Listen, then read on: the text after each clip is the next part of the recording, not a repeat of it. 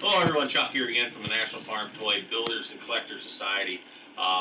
We're working again with trying to meet the person behind the project. Today we're sitting here in Farley, Iowa. We're just about, 15 miles away from Dyersville, the National Farm Toy capital of the world. Today we're going to sit there and we're going to get to meet Doug. I mean, a lot of you guys have known Doug's work in the past and seen some of his displays. What year were you the national champion out there, Dyersville? Second place, runner-up in 2012. That was the one year I brought it this. Okay, yeah. Anyway, so since then he's judged out there, and now he has his own personal display that's probably second to absolutely none in the 64 scale world, and we're going to get a chance to meet him. So, thanks, Doug. Glad we could go this over. Not a problem. So, how did you get here? Where did you come from? What got you to be the 64 scale display master? So, I've been doing this probably 20 years, 25 years. I mean, I started with Ertl Toy Barns and cardboard houses and, everything there. Just over time, it just evolved into what we see here, which is this 8x8 display that has all scratch-built buildings and equipment. So, I guess through the years, who are the people that kind of got you to this level? Kind of inspired you. Everybody's got their little groups, there's no doubt, but there's always people that stand out. Yep. So I would accredit a lot to Jason Hassert and the whole Toy Tractor Times Toy Talk board. I met a lot of friends that I still keep close contact with today that, over times, I think I've been on there since 2003, maybe the old board. So you just meet a lot of close relationships and people all over the country that help with display techniques, ideas on scenery, equipment, buildings, and just so really from what he started online that you were able to meet people through the message boards and whatnot. And then, I mean, it just... So what are some of the biggest changes I guess you've seen through the years? I mean, oh wow. Yeah. Man, everything from, I think probably the single biggest change that we've seen in this part of the hobby, the 64th display building, is probably 3D printing. There's no doubt about it. It has changed the world, hasn't it? Yeah, if you had to limit it to just one big solid change that evolved many different steps, would be probably 3D printing. What are some of the smaller ones, maybe? Anything from changes in scenery, going from like turf to static grass, and going, from Ertl buildings to custom buildings, and just everything in. So a lot of this that you learn, how much of this I guess ties back to like the real world. I mean the trained HO scale is very similar to this, and I guess they were actually probably years ahead of what's going on here. So I'll back it up to where I started noticing details on farms riding with my dad when he hauled milk for so many years. So I would get to a farm and notice, hey, they got, like calf huts here and silos are here, and just kind of the way a farm is laid out. And then would come home and incorporate that to my miniature farm and move stuff around and look at, aerial photos of farms, how they're laid out when I was building the displays, and just kind of, that was a big factor. And having my cousins that farm down the road and friends that farm, and just kind of picking their brain every now and then when I was out there, and just kind of, hey, why do you do this? Right. So. Right. Now, what do you think about how the World Wide Web has changed? Man, it's incredible. It's everything, like from Google Maps to, all these tools that you can utilize now. So I guess maybe explain to us that. So, two good websites, Google Maps that I use, and I also use Vintage Aerial. That is a good tool to use when you're laying out a display to show.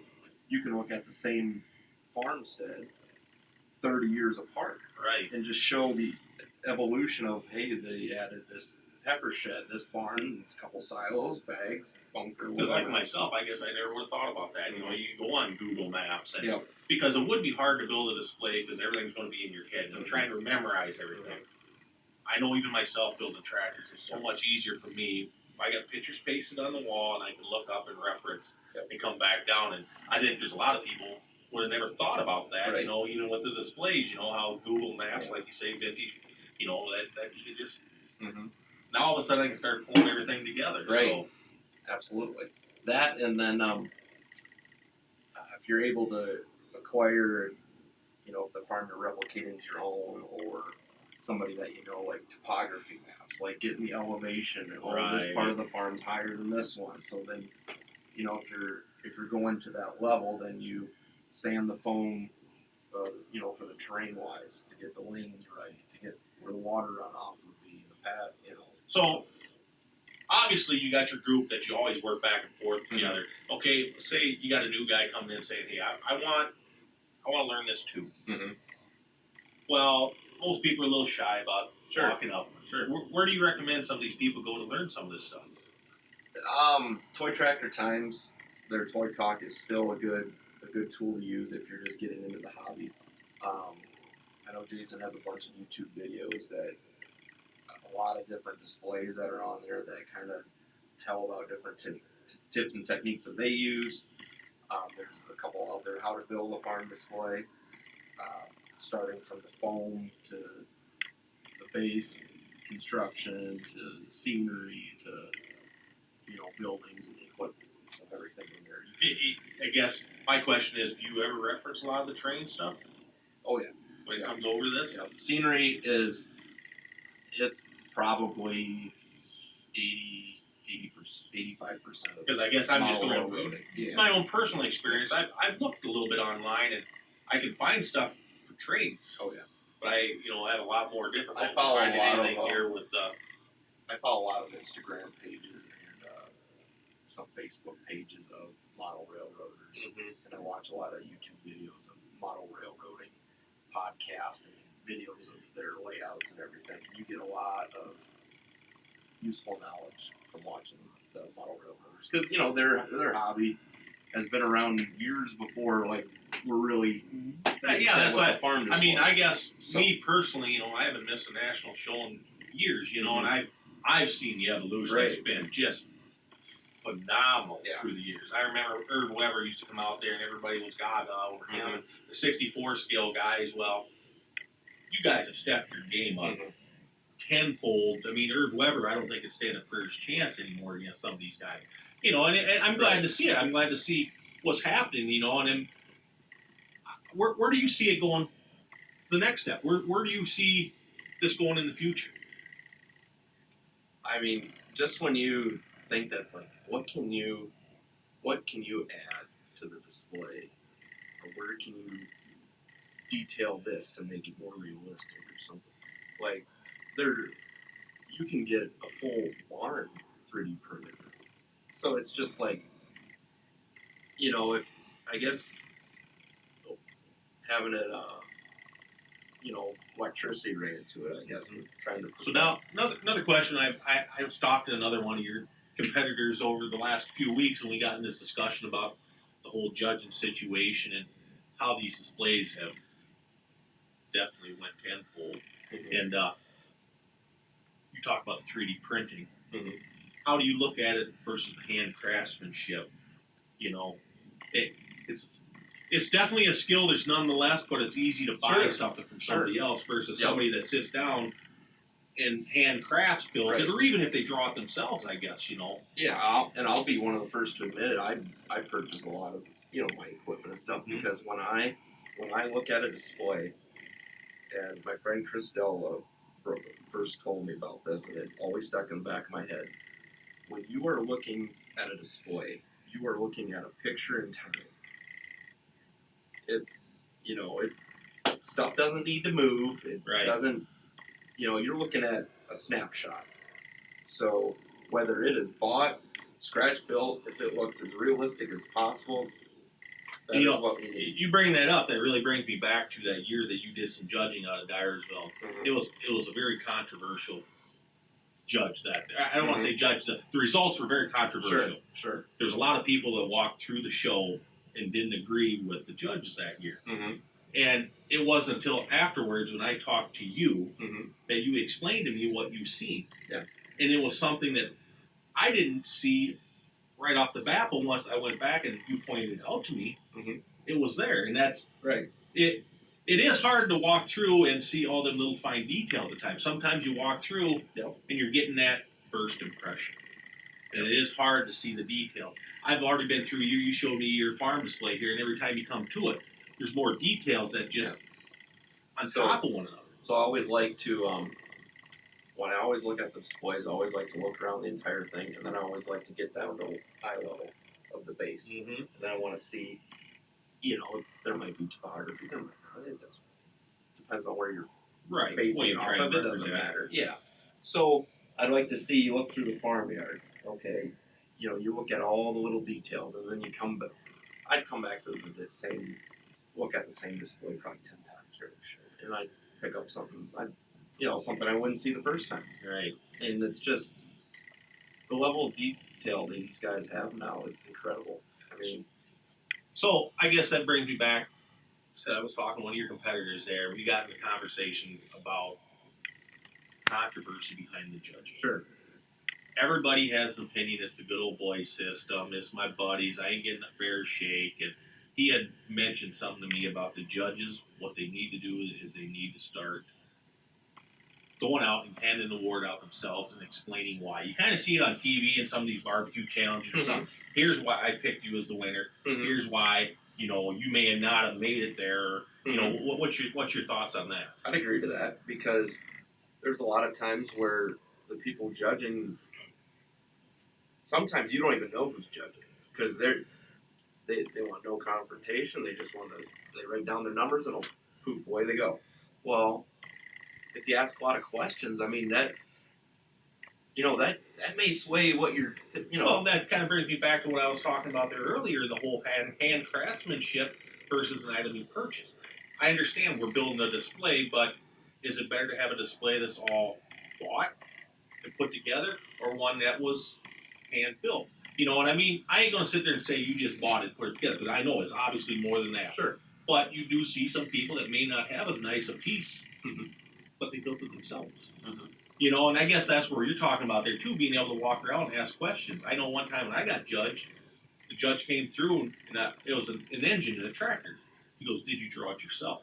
And it dawned on me, I could have just bought that, and Right. It wasn't until he asked and that was brought up. So, what would your thoughts be on that? Is it just about the display, or is it about the craftsmanship getting the display built?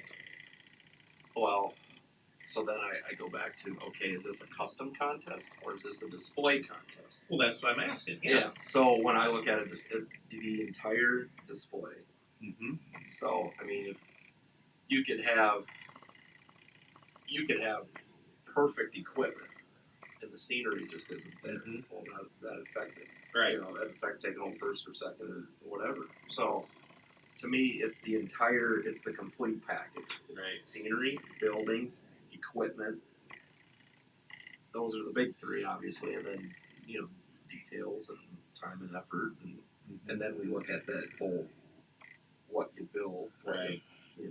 That's So we're sitting here in the basement of your house right now, and we have your display right in front of us. Why don't you show us some of them fine details that we're talking about?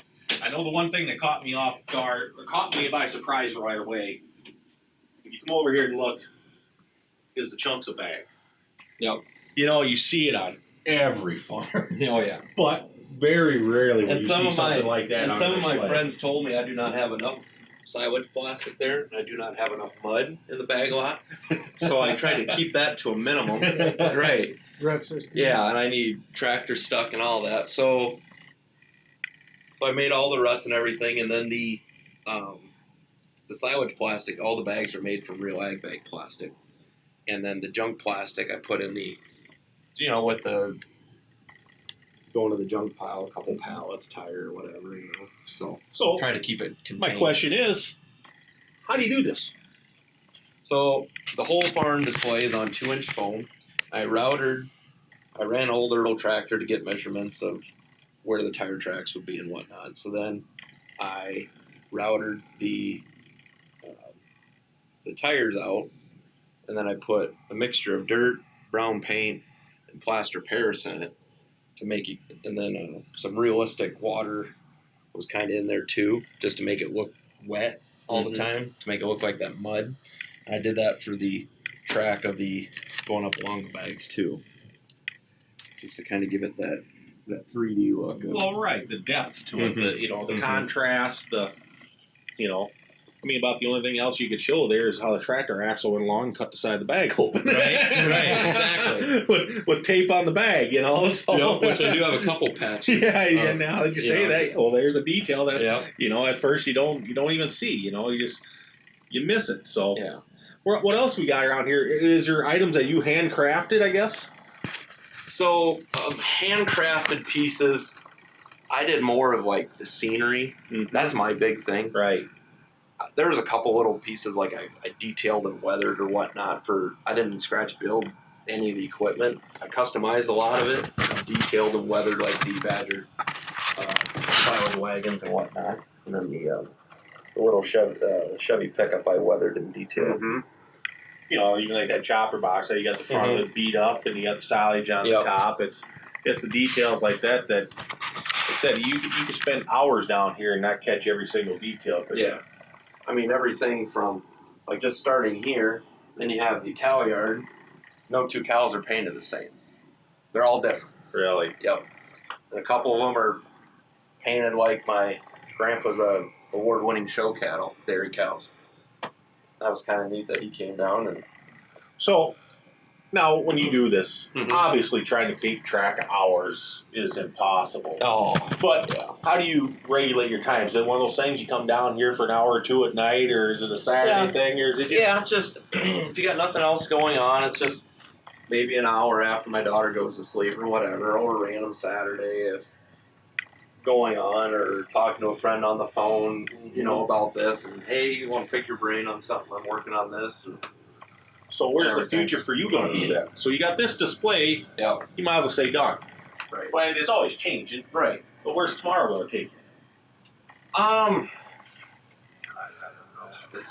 It's like you got it right where you want it, but at the same time, man, would I love to build another one. So right. I don't know, but then I just go back to thinking how much time and everything I got involved in. I guess through the years, what I've noticed is a lot of people, they want to keep touch with their roots, so they get there. Sure. Whether it's the tractor, the whatever. Okay, then they find they enjoy the hobby, so they want to do something to keep generally involved in it, and you see guys involving and making their collections a little bit nicer, a little bit better, and I guess where's your evolution going to be? That's part of it. I don't know. It's like,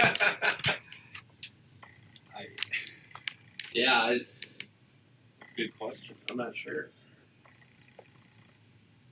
I would think building a new display eventually and stuff, but this was kind of the display I built. It's based a little bit off of one that I built how many years ago. Just updated. So we got that talked about now. As far as trying to promote the hobby, the future of our hobby heading forward, what are your thoughts? What can we do to make these shows a little bit better, get people back attending? Well, I think what we're doing with the clinics, like you guys did with the corn trucks last year, was great. We got to engage. We got to get the youth into the hobby.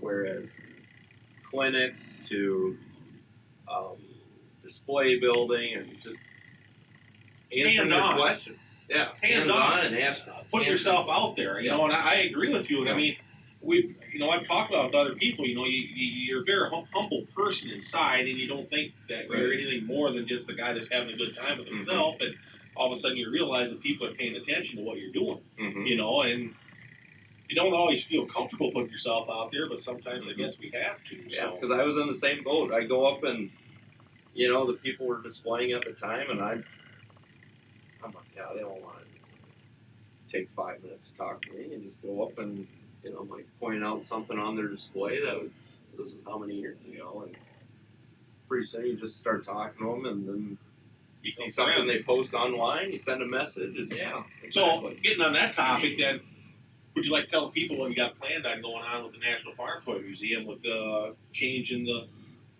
displays that they have going on? So Amanda Schwartz has I would say, gave me the ability to go in and there's a few of us that are going to go in and change the displays that haven't been changed in 30 years. Yeah, since 89 or 88, I think they said, yeah. So we are going in and taking out the 16 scale displays that encase the first floor of the National Farm Toy Museum with 64th scale displays, which is pretty excited about being able to do that. And on the shelf, there's a couple buildings. That's the barn that's going to be on it, and a couple of the outbuildings kind of acquiring all that now.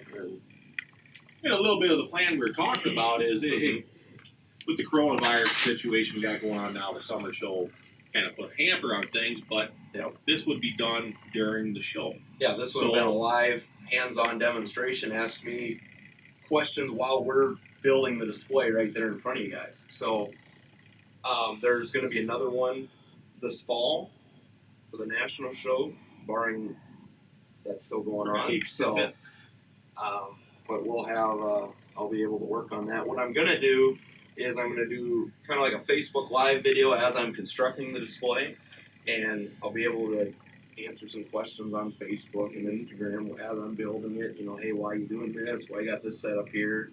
How you doing that? You know, so just kind of keep everybody engaged and involved with what's going on. So even with everything going on. And to let people know this, I think we come with 7 separate displays that are in there that we plan on moving out. So the plan is one for the summer show, one for the fall show. So, you know, we can turn around and take up 3.5 years doing that. And then at that point, we're going to scratch our head and ask, what do we do next? Do we go back and try it again? We'll cross that bridge when we get there, I guess. Do we do it again, or do we add on, or detail, or update stuff that's going on? So absolutely. So I guess for the rest of us out there, how do they contact you, talk to you? Are you interested in helping people out? Absolutely. What's the best way to get a hold of you? Get a hold of me on Instagram at Simon Family Farms. I get a lot of questions all the time. I'm helping guys out, and we got questions on what's going on. I post on there 2-3 times a week, just different pictures of keeping updates, what's going on the farm, and so that's probably the main platform I guess I'm familiar. I don't have Instagram personally, but I see you on Facebook. Yeah, Facebook a little bit, but that's so. Other than that, is there anything else you'd like to talk about with us here today? Thanks for coming. Thank you for having us. Appreciate it, Doug. So, hopefully everybody out there enjoys this little meet the man behind the project deal, and we'll see if we can continue these on into the future. And until next time, talk to you later.